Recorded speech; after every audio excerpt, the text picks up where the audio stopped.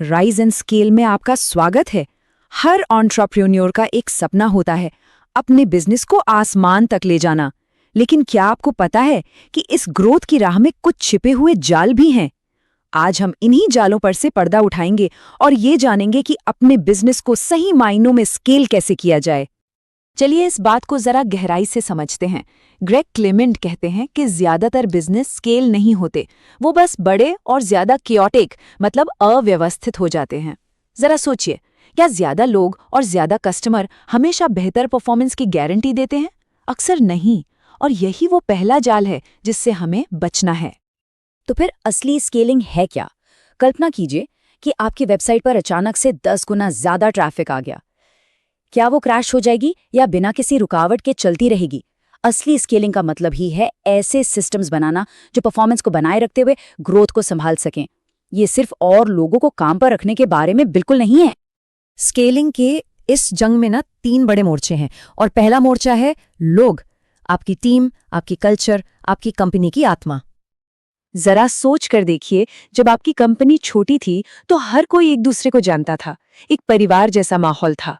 लेकिन जब कंपनी तेजी से बड़ी होती है तो क्या वो जोश और कल्चर बना रह पाता है या फिर वो कहीं भीड़ में खो जाता है? ये एक बहुत ही जरूरी सवाल है। क्या आप चाहते हैं कि आपकी टीम सिर्फ इसलिए काम करे कि उन्हें कहा गया है, मतलब कंप्लायंस, या इसलिए कि वो कंपनी के मिशन में सच में विश्वास करते हैं, मतलब कमिटमेंट?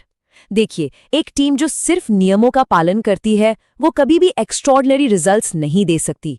आपका लीडरशिप ही तय करेगा कि आपको कौन सी टीम मिलेगी।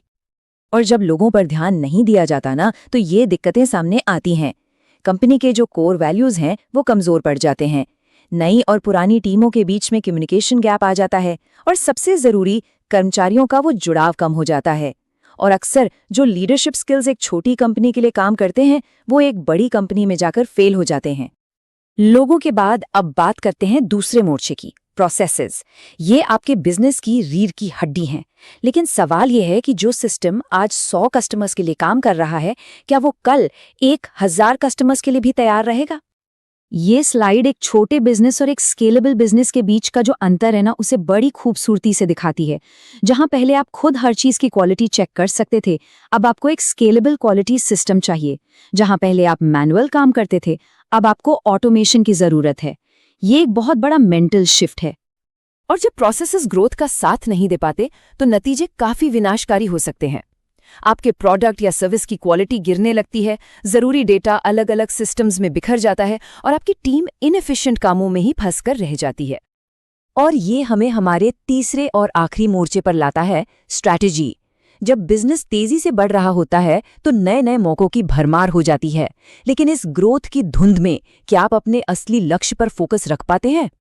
यहाँ कुछ आम स्ट्रेटेजिक गलतियां हैं जो स्केलिंग के सपने को चकनाचूर कर सकती हैं। क्या आप बिना तैयारी के बहुत तेजी से बढ़ रहे हैं? क्या आप हर चमकती चीज के पीछे भाग रहे हैं और अपने मेन गोल से भटक गए हैं? ये वो सवाल हैं जो आपको खुद से जरूर पूछने होंगे। गैरी रोमानो की ये बात सुनने में थोड़ी कठोर लग सकती है, पर ये सच है। जिस बिजनेस मॉडल ने आपको यहां तक पहुंचाया, जरूरी नहीं कि वो आपको आगे भी ले जाए। स्केलिंग का मतलब है मुश्किल फैसले लेना, उन आकर्षक प्रोजेक्ट्स को ना कहना जो आपकी लॉन्ग टर्म स्ट्रैटेजी में फिट नहीं बैठते। तो हमने लोगों, प्रोसेसेस और स्ट्रैटेजी की चुनौतियों को देखा, लेकिन इन तीनों को एक साथ जोड़ता क्या है? वो कौन सा ग्लू है जो इन सभी को एक साथ रखता है? जवाब है आप, यानी लीडरशिप। ये एनालॉजी एकदम सटीक है। जिस तरह एक बेहतरीन शेफ को एक पूरा रेस्टोरेंट चलाने के लिए बिल्कुल अलग स्किल्स की जरूरत होती है, उसी तरह एक फाउंडर को भी बिजनेस को स्केल करने के लिए अपनी लीडरशिप को स्केल करना पड़ता है।